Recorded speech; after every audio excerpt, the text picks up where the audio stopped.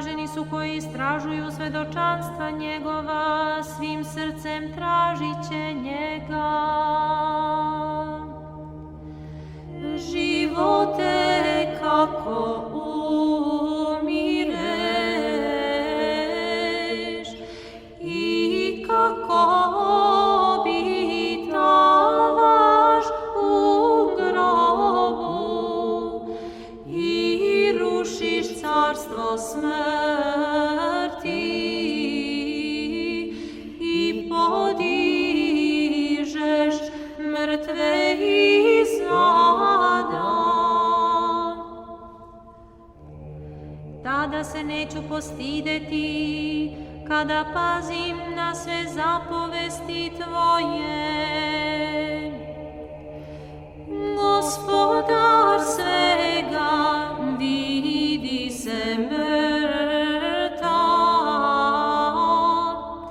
i polaže se u nov grob. Onaj koji je ispraznio grobove mrtvih. Koji se boje tebe vidjet će me i obradovat će se, jer se na reči tvoje pouzda. Dostojno je veličati tebe, Sazdatelja sveta,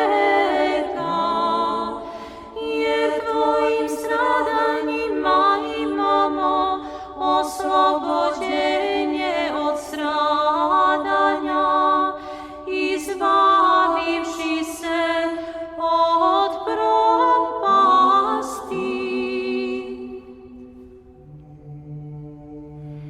Neka bude milost tvoja da me uteši, po reči tvojoj sluzi tvome. Usnosi Hriste prirodno životnim snom u grobu i iz teškog grehovnog sna probudio si rod ljudski. Neka mi dođe milosrđe tvoje i živeću, jer je zakon tvoj poučenje moje. Jedina od žena bez bola rodite čedo, a sada tvojim stradanjima trpim neiskazane bolove, govoraše prečista.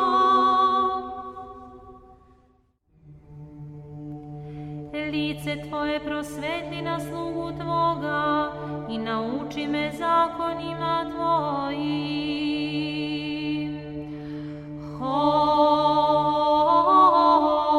Hodite sva stvorenja, prinesi mnom pogrebne pesme stvoritelju.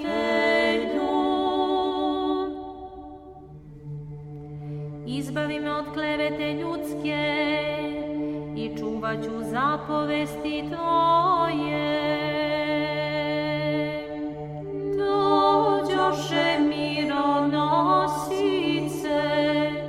premudro prinoseći ti miro, Hriste moj. Razžežena je reč tvoja veoma i sluga tvoj zavole je.